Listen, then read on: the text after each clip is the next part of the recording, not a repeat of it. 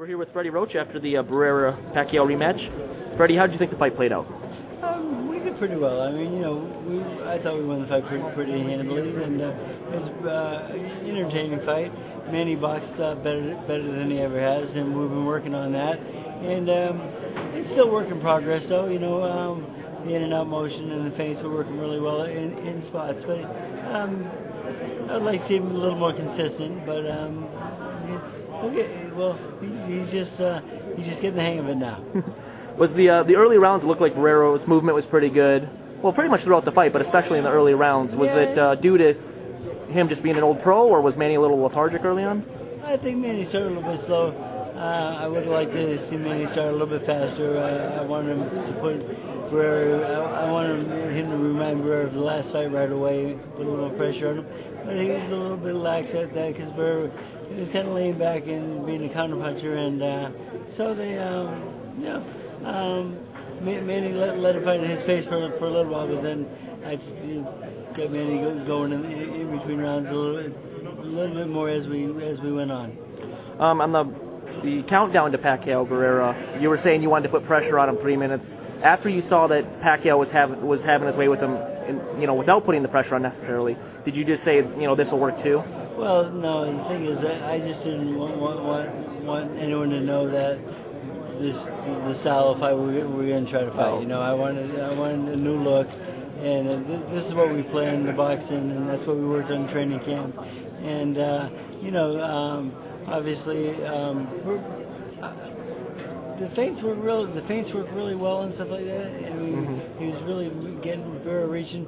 He just didn't take advantage of it enough. But he'll get better at it though. So.